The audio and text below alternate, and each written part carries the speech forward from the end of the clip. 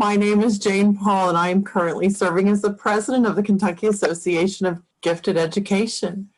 I am pleased to welcome you today to the 2020 Update in Gifted Education, a partnership between the Center for Gifted Studies at Western Kentucky University and the Kentucky Association for Gifted Ed. Thank you so much to our presenters and attendees for taking time on a Saturday in this very busy back-to-school season to learn what's new in Gifted Ed in Kentucky. Our presentations today include information on a variety of issues surrounding the needs of gifted students and how best to serve them.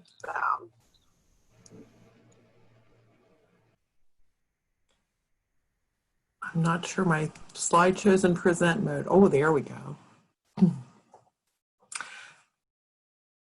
So KAGE members have been very busy learning and working to keep up with all the changes in the world. In March, KAGE started a collection of online enrichment resources for gifted students. I will show you our KAGE webpage where you can find that. So down here in the bottom right corner, it says online gifted enrichment resources. When you click on that, it takes you to this page, which has all kinds of information. If you will click here where it says use the attached list, and you have all kinds of great information to share. Let me pull it up. There we go. A whole list of things that you can use with your students. Parents, you can use it too if you're on here. Over the summer, KAGE board members, some of whom are presenting today, prepared the document Best Practices for Gifted and Talented Educational Services Upon Reopening.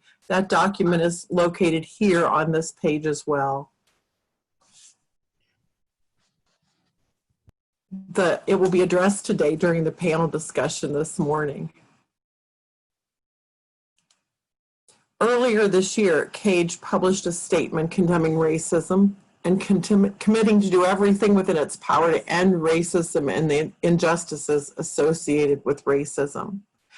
Please let us know how we can support you in your work on this cause. Our fall workshop is a step along this path. On September 15th, KAGE will host its fall workshop online. The title is The Equity Imperative here's our events page. The title is The Equity Imperative in Gifted Education, Refocused and Ready for the Shift. It will be led by April Wells.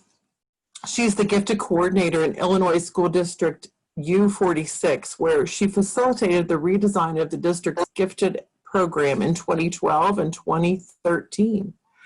Her interests focus on equity pedagogy, underrepresented learners, developing gifted continuum of services, and providing instructional supports that allow students to maximize their pursuits.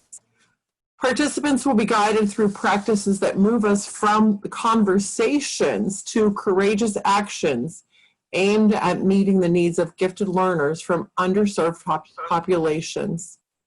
Ms. Wells will guide us on the development of policies aimed at a strengths-based approach to developing a continuum of services that merges equity and excellence in gifted education. Instructional look-fors in the classroom will be shared to permit classroom teachers, coordinators, counselors, and other educators to provide an appropriate environment where all learners can thrive. You can look for her first book, Achieving Equity in Gifted Programming, Dismantling Barriers and Tapping Potential, from Proofrock Press. I hope you can join us for this virtual event. Look for registration information on the KAGE webpage. The KAGE annual conference will also be virtual this year. It is scheduled for February 22nd and 23rd of 2021.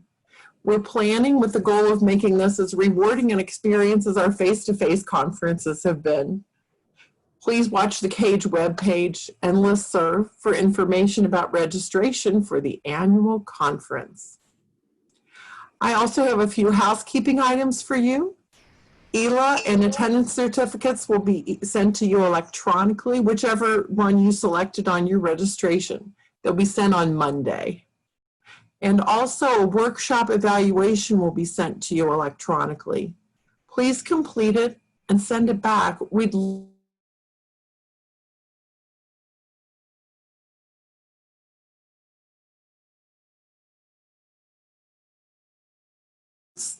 from the Center for Gifted Studies at Western Kentucky University.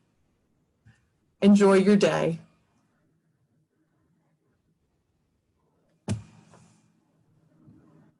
Thank you so much, Jane. And let me tag on to what you said. And if you who are participating are not members of KAGE, please join. It takes numbers in order to advocate for these special needs children. And that's something that we always need to be doing. We at the Center for Gifted Studies are always happy to partner.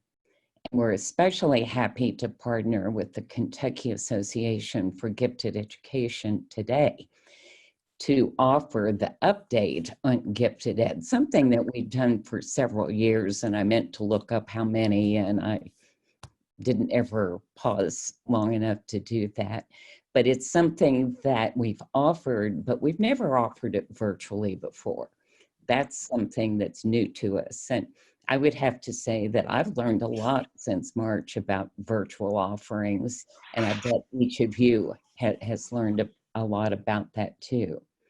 I'd like to give a special welcome to students, WKU students who are in programs for the Gifted Endorsement, a master's in Gifted Education and Talent Development, or the specialist degree in Gifted Education and Talent Development.